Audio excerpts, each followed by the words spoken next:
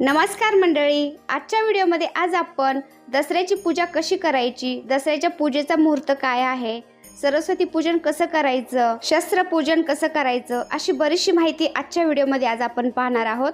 तर video skip न करता शेवटपर्यंत पहा आणि तुम्ही जर आपल्या चॅनलवरती नवीन असाल तर प्लीज आपल्या चॅनलला सबस्क्राइब पण करा।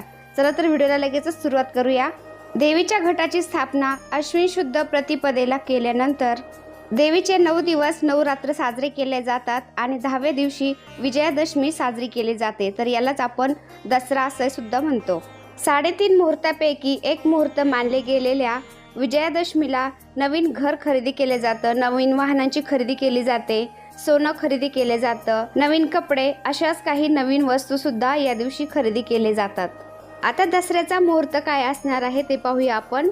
दशमी तिथी प्रारंभ होत आहे 23 ऑक्टोबर 2023 रोजी संध्याकाळी 5:44 ते 24 ऑक्टोबर 2023 रोजी दुपारी 3:14 पर्यंत असणार आहे। उदय तिथीनुसार दसरा 24 ऑक्टोबर रोजी साजरा केला जाईल। दसरा हा 3.5 मुहूर्तापैकी एक असल्यामुळे हा संपूर्ण दिवस शुभ असल्याचे मानले जाते। तरी पण तुम्हाला मी मुहूर्त पण सांगते।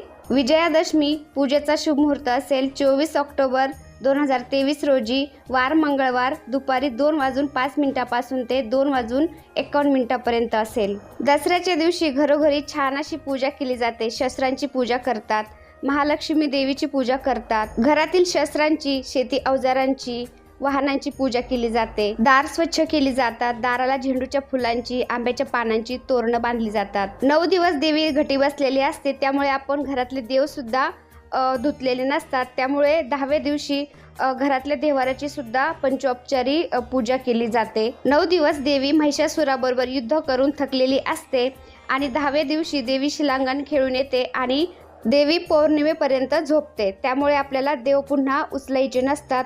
त्यामुळे दसऱ्याच्या दिवशीच आपल्याला छान अशी पूजा करायची असते। तर आपण छान पूजा करून घ्यायची आपल्या देवराची। आंब्याचे डहाळे सुद्धा लावायचे असतात दसऱ्याच्या दिवशी, मंदिराला पण दरवाजाला पण।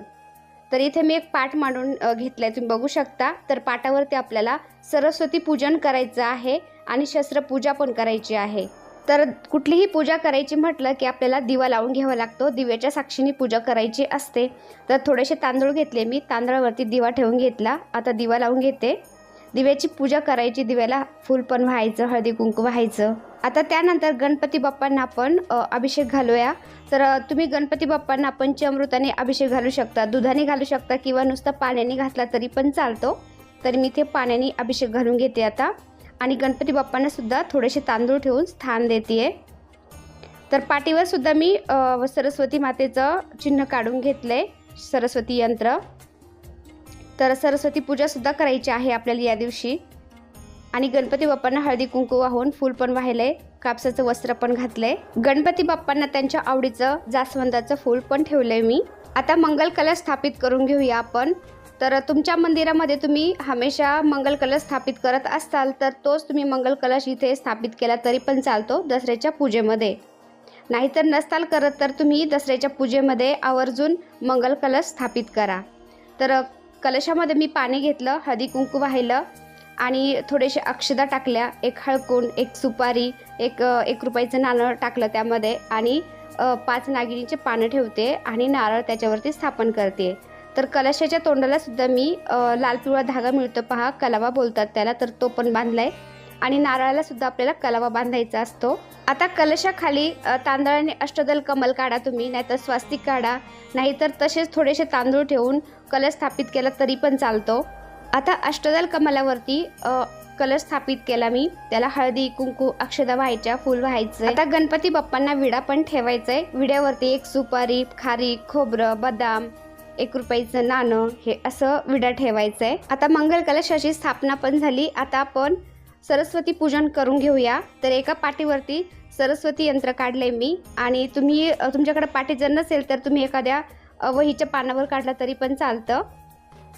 तर पुस्तकं आहेत माझे देवाचे, तर ते पण मी ठेवून घेतलेत आणि मुलांचे पुस्तकं जे आहेत ते मी दुसऱ्या टेबलावरती पूजलेत। आपल्याला सरस्वती पूजनामध्ये पुस्तक पूजायचे आहेत, देवाची पुस्तकं, मुलांची पुस्तकं, त्यानंतर आपलं लॅपटॉप असेल आपण ज्यावरती काम करतो ते पूजायचं आहे। त्यानंतर तुम्ही ट्रायपॉट वापरत असेल तर ट्रायपॉट पुजायचं आहे आणि शस्त्र पुजायचं आहे. तर शस्त्रामध्ये आपलं किचनमध्ये चाकू, सुरी, पक्कड, त्यानंतर आपण हातोडी काही वापरत असेल ते रोजच्या आपल्या वापरामध्ये येत असेल तर ते तुम्ही शस्त्र पुजायचे आहेत. मोठाले शस्त्र असतील तुमच्या घरामध्ये ते सुद्धा पुजायचे आहेत. शेतीचे अवजारं असतील ते सुद्धा पुजायचे आहेत. आता सगळी मांडणी झाल्यानंतर सगळ्या देवांना मी हळदी कुंकू अक्षदा वाहून घेते, फुलं वाहून घेते. आता पुस्तकांना, शस्त्रांना सुद्धा हळदी कुंकू फुल वाहायचंय. आणि सगळ्यात महत्त्वाचं म्हणजे हे आपट्याचं पान. तर दसऱ्याच्या दिवशी सगळ्यात महत्त्व या आपट्याच्या पानांना असतं. दसऱ्याच्या दिवशी या आपट्याच्या पानांना आपट्याचं पान न म्हणता सोन्याचं पान असं सुद्धा म्हणतात, सोनं म्हणतात.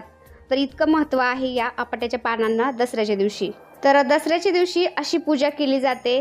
देवीला गोडाधोडाचा नैवेद्य दाखवला जातो. पुरणपोळीचा दाखवतात, कोणी देवीला नैवेद्य खीरपोळीचा दाखवू शकतो किंवा नुसता भाजी भाकरीचा ठेवला तरी पण चालतो.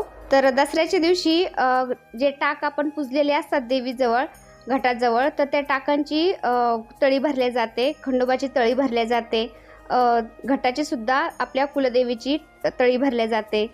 काही ठिकाणी भरतात, काही ठिकाणी भरत नाहीत. तर जसा भाग बदलल तशी पद्धत सुद्धा थोडीफार वेगळी असते. तर दसऱ्याचा दिवस हा माता लक्ष्मीला प्रसन्न करून घेण्याचा खूप शुभ दिवस आहे.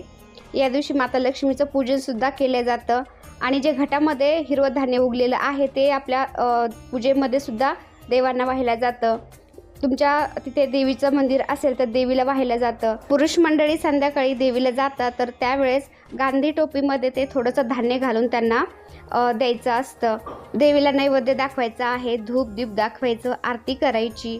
तर आरती देवीला नेहमी कुठल्याही देवाची आरती करा तुम्ही तुपाच्या दिव्यानेच आरती करायची असते, तेलाच्या दिव्याने किंवा कापराने करायची नसते. घरात जेवढे आपली वाहनं असतील तेवढे स्वच्छ धुवून काढायचे आणि संध्याकाळी त्यांची पूजासुद्धा करायची असते. दसऱ्याच्या दिवशी शमीच्या झाडाचं सुद्धा खूप महत्त्व आहे. तर शमीच्या झाडाला आपल्याला गव्हाच्या पिठाचा दिवा लावायचा आहे, तुळशीची पूजा करायची, आपल्या दरवाजामध्ये सुद्धा दिवे लावायचे. आणि पुरुष मंडळी देवावरून संध्याकाळी आल्यानंतर त्यांना सुद्धा औक्षण करायचं, घरातल्या मुलांना औक्षण करायचं. तर मंडळी, आपली सरस्वती पूजा आणि दसऱ्याची पूजा तुम्हाला कशी वाटते तुम्हाला कमेंटमध्ये नक्की सांगा. आणि व्हिडिओ आवडला असेल तर एक लाईक करा. तुम्ही जर आपल्या चॅनलवरती नवीन असाल तर आपल्या चॅनलला सबस्क्राईब पण करा. चला तर भेटूया पुन्हा अशाच एका छानशा व्हिडिओ बरोबर. तोपर्यंत बाय बाय. व्हिडिओ पाहिल्याबद्दल धन्यवाद.